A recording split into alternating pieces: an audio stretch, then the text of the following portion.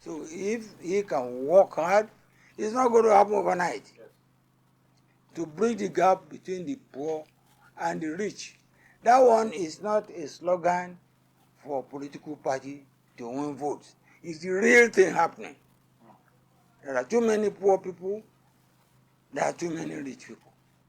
Some of them who are rich are giving out part of what they have. In other climes, talk of university, instead of opening universities, in other climes, those who have and have education, are interested in education, they go to university and take a chair and put the money there.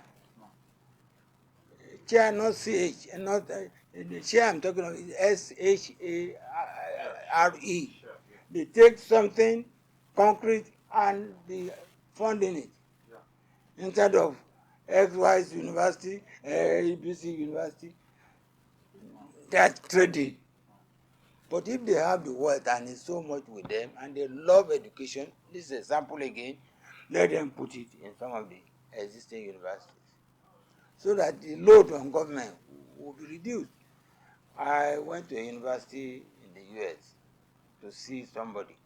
Then he took me around the corridor.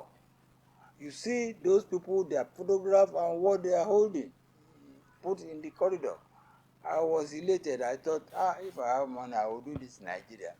But for you, I'm still part of the way I've been to class. But they pushed us down.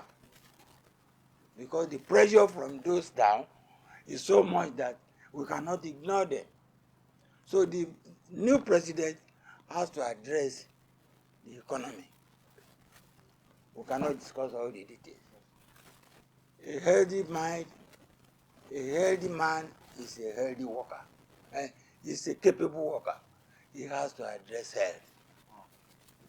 Because if what they call human capital is to have any meaning, then our health system will be good. I was reading somewhere, some people are running away from the government hospital.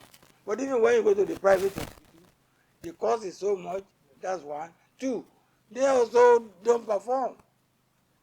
You find some of them are responsible for some unnecessary deaths because of incompetence. People who assume this hospital, the big name, they go there. So we need attention in the health section.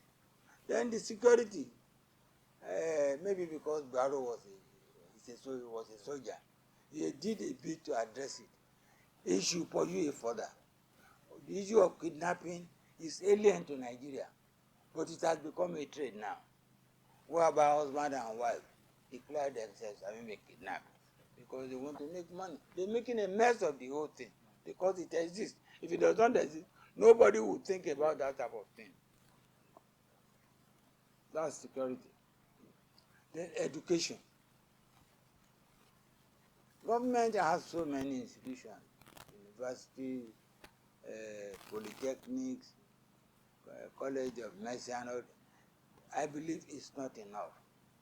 And if this government will get up to a point of developing the economy, we have got to a stage where university education should also be free. Right now, students of certain universities are protesting, particularly federal universities, that they are going to prevent the universities from going on because they've increased fees all around.